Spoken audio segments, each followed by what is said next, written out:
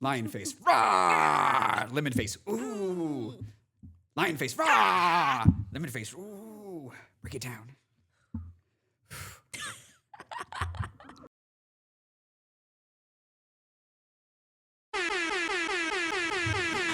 Whoa!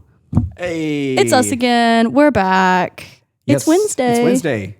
Generally, we're here at 3 p.m., but now it's 3:15 because the air conditioner broke and we had to wait for the guy to fix it. So sometimes that's life. But it's been brutal in here. So if you see us sweating, don't comment. Yeah. Or if you're sad and you've just been sitting around all day, you'd be like, but it's 3 o'clock. Where are my friends at? We're here. We'll be here eventually. We'll get there. We get there. It's just one of them days. I know. It's been a crazy week, as so always. Crazy. Conference prep. We finally got our booth all shipped out, so that's exciting. Oh, those boxes, man. Yeah. The Jenga, the Tetris, the shoving things in boxes. That was. Yeah, I did that thing again where I was like, let's just do this minimal thing, and then it exploded into 20 other different projects and 30 new pieces of jewelry and all kinds of amazing all stuff. New displays. All new displays. Like our booth's going to be fire. We haven't stopped making new things for this booth. We still haven't. Like I'm still making things currently. So anyhow, we got that going on. We also just released titanium chains this week, which is super exciting. Oh, they're so cool. Yeah, we can anodize them. So they're colors. Like rainbow. Yeah. Oh my God. Yeah.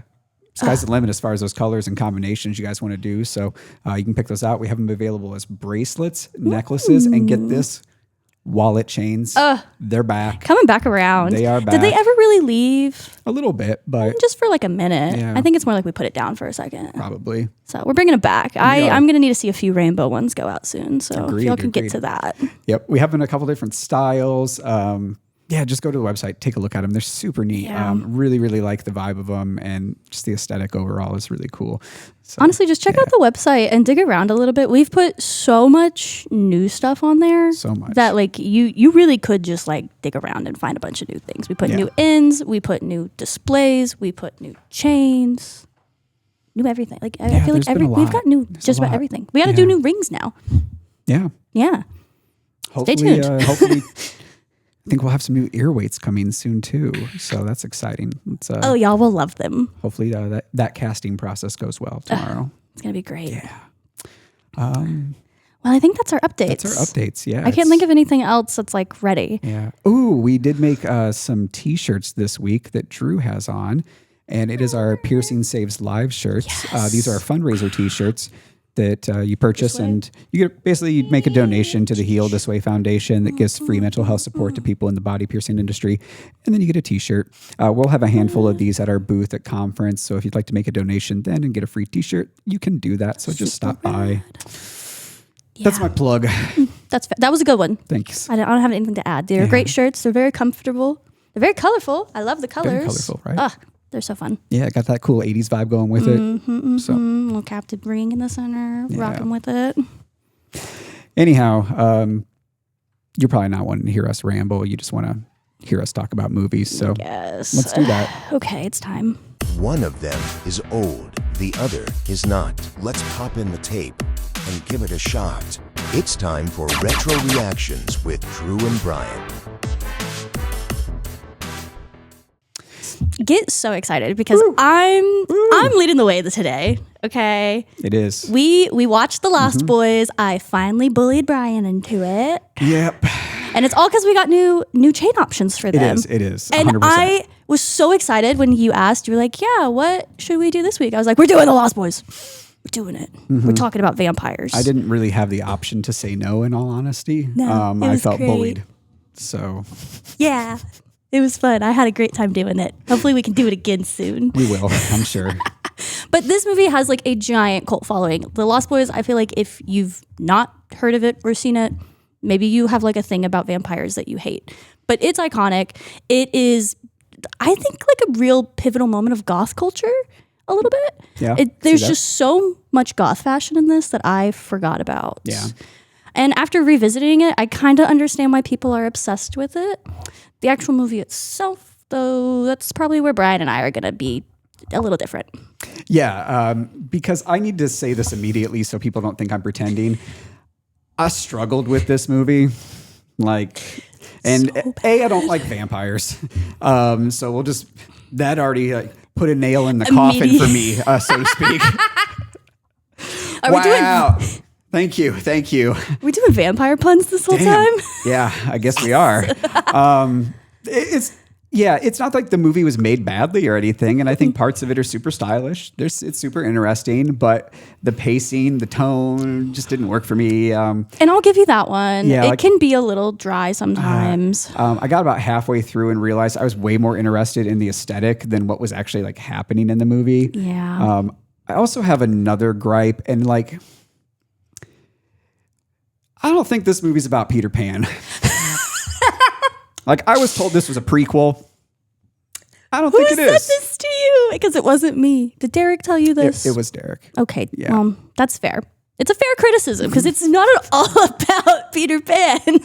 Damn it, Derek. Very misleading with the title. Yeah. I mean, it's a very vibe-heavy movie. It's 1987 when it comes out. There is the hair. There is the leather jacket. There's this like neon carnival lighting all the time. There's a guy with a saxophone. Oh my God, we have to talk about the saxophone guy. Can we talk about him? Because that was a little bit of a fever dream. Absolutely. I like vaguely remembered it and then it happened and I was like, who is this topless man playing like jazz saxophone yelling at me in like tiny spandex shorts? What's happening?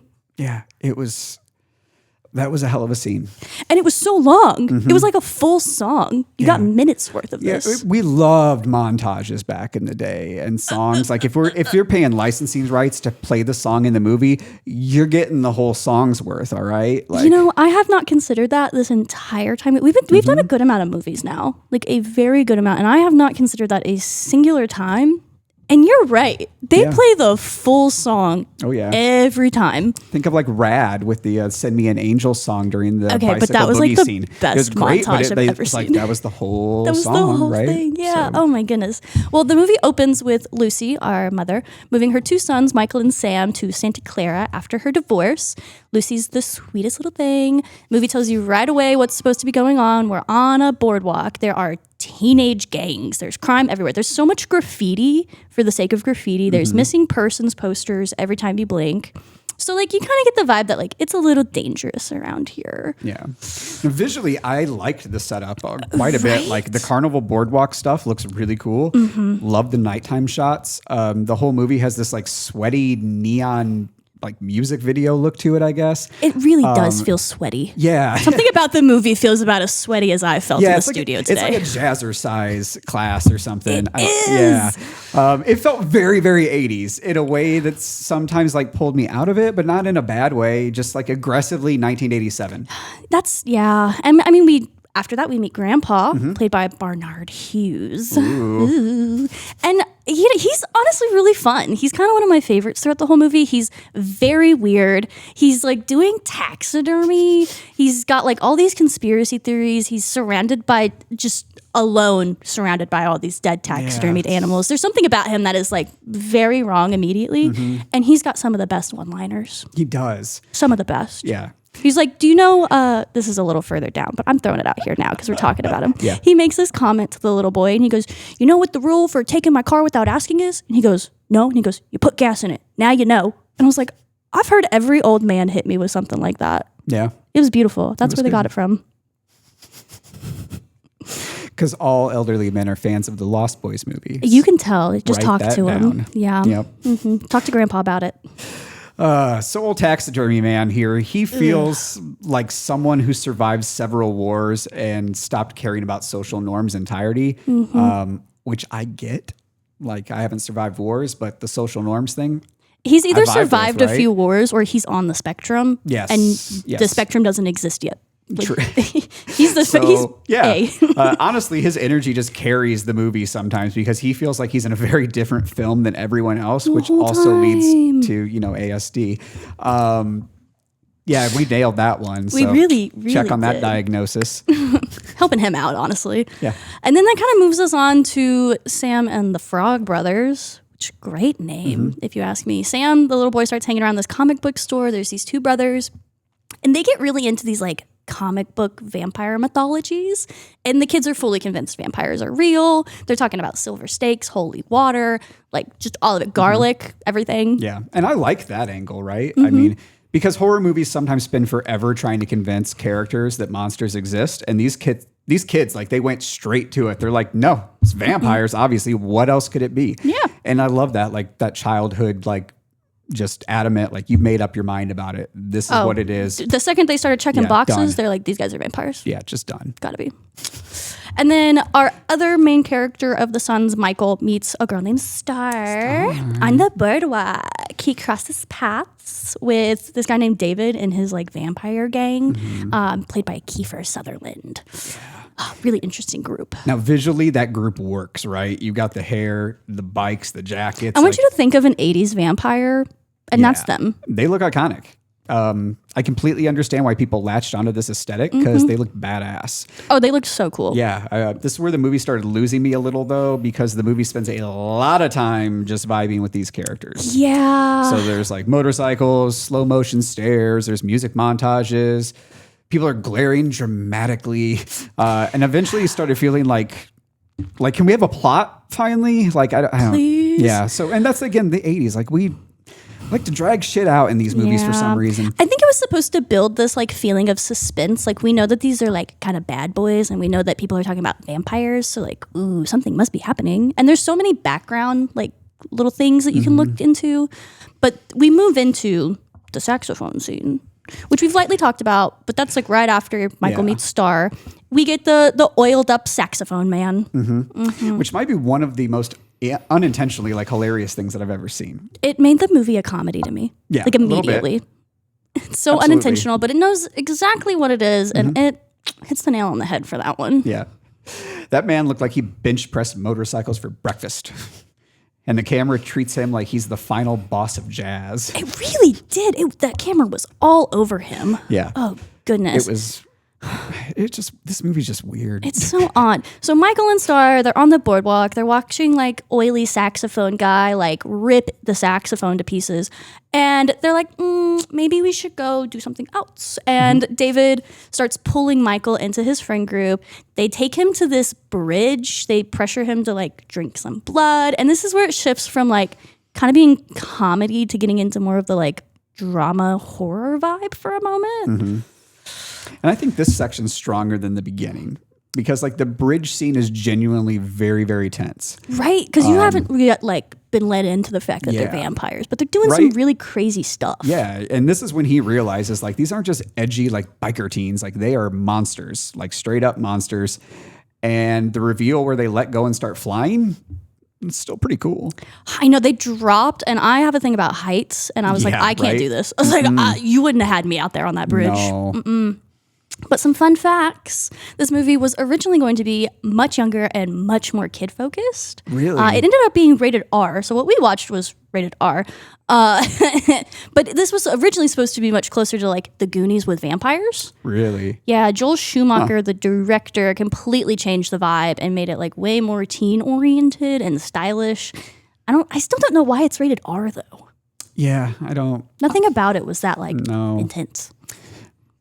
Honestly, I mean, that tracks because this movie feels incredibly like fashion conscious.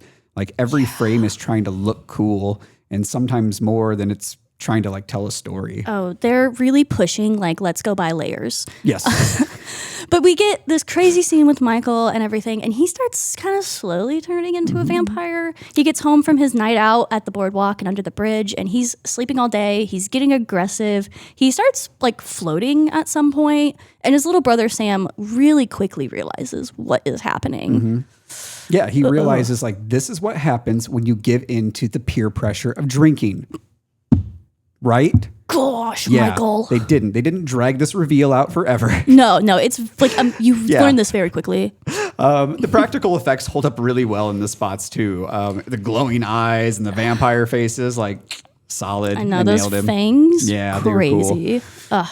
So then the younger brother is like freaking out because his brother's a vampire, and he goes to the Frog Brothers at the who comic else would book he go shop. to? Exactly, they knew what they were talking about Yeah. to begin with, and they start teaching Sam all of the vampire rules through comic books and horror logic. Yeah. So I mean, these feel like pre-YouTube conspiracy kids. Like if Reddit horror forums became human beings, that's what you get with these kids. But they're like, we don't have encyclopedias. We got comic books. if these kids had the internet, totally different movie. Yeah, definitely. Totally different movie immediately. But onto the conspiracy theories about this one. I know. There is a long-running theory that Santa Clara itself is cursed. No. And not just infested with vampires, actually feeding them, because nobody seems to be that alarmed by all the missing people. So there's that. Makes sense a little bit. This town has like missing person posters everywhere. And Everywhere. I hear people are always disappearing and everyone's like, anyway, just enjoy the carnival. Here's a carnival for you, which I thought was odd. I was watching the beginning of it, and there's so much in the background that you can like really dig into when you start pausing it. Every time I paused it, there was something weird and like foreboding in the background that like led me to a new scene. But we jump into the cave scene. And that's where we get like the vampire reveal. There are bodies hanging from the ceiling. The little vampire group is feeding. I mean, it fully commits to being a horror movie for a good couple minutes. This is finally where it drew me back in, because the movie finally stops like posing all dramatically long enough to become dangerous and exciting, and it gave me something to watch. I think they had some scenes they could definitely chop away, and this would have felt a lot more like impactful speed-wise. Yep. But in your final act, you know, there's a full vampire siege. The vampires decide they're going to go get Star and Michael and Sam and the Frog Brothers, and they're going to just take care of business because they've let these people know too much, and they don't want to be part of their group. So they bring out the bathtub of garlic, holy water, wooden stakes, traps everywhere. They're like putting on their little eye makeup because they're ready to fight. It gets pretty fun. It does. They really lean into it. The ending is probably the strongest part for me. Once this movie fully embraces chaos, I feel like it improves a lot. Like the practical kills were super fun. The house attack works. Grandpa's final line is perfect. Right. I loved whenever they pushed the vampire into the bathtub full of garlic with the dog. Dog pushed him in, and then like he like disintegrated, and all the blood started coming out of everything in the bathroom, like out of the sink, out of the toilet, out of everywhere. It was so bizarre. But Grandpa, he delivers the final line, and he hits you with one thing about living in Santa Clara I could never stomach. All the damn vampires. As he's grabbing a beer out of the fridge. This man is tired. Yeah. And classic Grandpa, he knew the entire time. He just didn't mention to tell anybody. Psychopath behavior. I mean, he'd been there fine for a while. Yeah, but you'd feel like that's knowledge you want to like pass along. The kids asked him to leave the house. He had a hot date. He had somewhere to be. I guess. But in the finale of it all, like you really do get all the action towards the end. I think this movie works best if you really connect with like the style and the atmosphere that it provides, because it really does give you a lot of like very moody moments, a lot of really good screen grabs, the mood, the soundtrack. It's honestly, it's pretty cool, even though it is like blatantly 80s fashion in the most 80s way possible. You can take little pieces that are really neat though.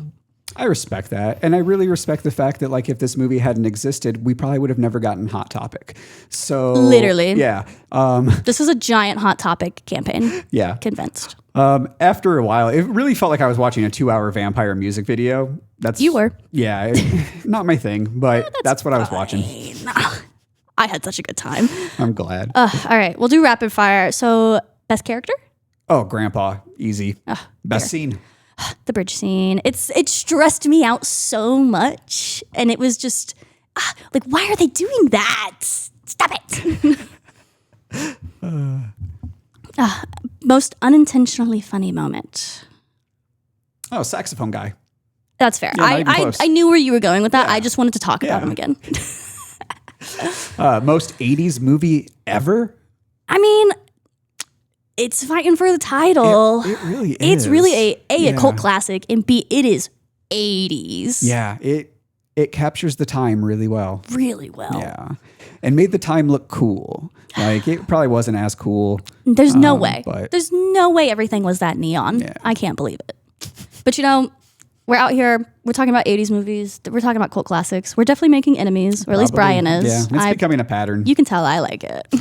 But you're going to have to drop a comment and let us know if Brian is wrong. Yeah, people love doing that. So You know how it is. you know how to do that. Make sure you follow us on the Instagrams, like and subscribe here on YouTube. Share these videos out with your friends if you want to. Oh, and come be a guest. Yeah, come be a guest. Yeah, if you're a guest, you get to tell Brian what to watch. I don't have to. You get to pick the movie. It's great. You get to bully both of us. It's a good time, as you can tell. It really is. We enjoy it a lot. I think we have one final thing, and that is the thumb test. Oh, yes, we do. All right, count it down. 3, 2, 1. You know, we knew this was coming. Yeah, Like yeah. we knew this was But I'm not a exactly what this complete was going to thumbs be. down. Like I'm still up a little bit because the aesthetic had a looks so moment. cool. It has I its really like that. moments. So That's fair. I'll give it that. I will say I watched this once before when I was a lot younger, and it is significantly worse than the first time I watched it. When I was young, this was like the coolest thing I had ever seen. I was like, I watched a rated R movie. It's so cool. I didn't even care. And now I was a little embarrassed whenever I was like, I remember thinking the guys in this movie were so attractive. They were not. Don't let me say that again. Too much bleach blonde. It happens. It really does. So as you know, we are from jewelrythisway.com. As you see the URL above. Probably should have mentioned that like half an hour ago. We win We some, get we there lose eventually, some. right? Here at jewelrythisway.com, we make really badass body jewelry, and we name all of our jewelry after 80s movies, which is why we're here talking about movies. And it's mainly just because I like movies, and I always wanted to have some type of cast where we talk about movies. So here we are. And I love doing this. It's great. Yeah. And I could also probably talk to a brick wall. So Yeah. that also It's helps a lot me. of fun. But we are going to jump ship here and pump over to this page here. Bam. Yeah. So these are our Lost Boys little charms. Yep. Up above, you're going to see titanium ones, and they've been anodized all kinds of fun colors. Sky's the limit as They're far as so that spectrum fun. goes, all over the place. Reds, blues, yellows, pinks, purples, blues. All Just that good pick a stuff. color. We We'll can make it mix and happen. match. We can make them solid. But these little charms, you can dangle them off of any piercing that you have that you want to have a little dangle come off of, really. You can do the earlobes. You can put them on rings. They look super cool in navel piercings. I love a they navel do. piercing with like some rings and a charm. Oh, it's my favorite thing ever. It looks really neat. And these are so fun with the color. When I worked in a studio, people weren't really loving the anodized trend at the time. It was just a time I was in there. And I really hope it makes a comeback because these like rainbow, they're so bright and colorful. It's so cool. And then even like the icy blue with the little other pops. I love it so much. And we also have these in a gold variety as well. So we have just a ton of options when it comes to these. Yeah. Tons of boys that are lost up above. Yeah, we switched the video over to the gold ones here. So you'll see there's a whole different variety of chains to choose from. You can do these in singles, doubles, triples. We can mix and match chains. Short, You can do it medium, long. however you want it. Whatever you want. There's options on the website to choose from if you don't want to get super crazy with it. But if you do want to get real technical with it and, mix and match stuff, you can always do that too. So Yeah. be It's sure to really hit us like up. a DIY build your own charm situation. And pretty it's fun. so fun. You can save 10% off of any of our Lost Boys pieces today using that coupon code you see on the screen. Holy smokes. And that applies to gold pieces or titanium pieces. Whoa. That's our new titanium. We just got that. I know, right? Come on, Aren't they guys. nice? You get 10% off. Those titanium pieces, we can anodize them in-house for you. We also sell them in just a high polish version. So if you just want to have them in high polish in your shop, you got that. And if you have an anodizer, you can do it yourself. DIY it. Always fun. Oh, yeah. I hope you buy them anodized from us, though, because it's really fun to do. It really is. I really enjoy doing it. And So, we barely did any price difference. yeah, that's like a like, couple it's dollar like difference. nothing. So it's, Yeah, just go ahead and get it rainbow immediately. Yeah, why not? Yeah. All right. I think Well, that's our show today. That's it, right? I think we've hit every single point. Oh I my think god. we have. It's been super fun, as Nice. always. How fun. So we'll be back again next week. Yeah. Let us know what we with should watch another movie next review. week. And then trying to think, do we have one the following week or are The we at following week we're in conference? conference. Yeah, so next week will be the last one for 2 weeks. So we will not be doing one while we're in Vegas because we will all be We'll be hanging out with you. We'll be talking all day on the expo floor, and We'll probably not gonna wanna do do some this. lives. Yeah, I'm we at least might. going to try to. I don't know when I'm going to do it. If y'all keep me really busy, it won't happen. So just come hang out. Yeah. But we're going to make an effort. At least I am. Cool. Yeah. I will too. I mean, I'll be there. I'll try to go live just for you guys. Thank you. All 2 people in here. We couldn't do it without you guys. We really couldn't. Yeah. Yep. Y'all are really important to us. All right. Be sure to go over to our YouTube channel. Follow us there at Jewelry This Way. We always post these videos up afterwards too, so that way they're archived forever and you can watch them at your leisure. That's all I got. We'll see you next week. Yep. Go shopping. Bye, y'all.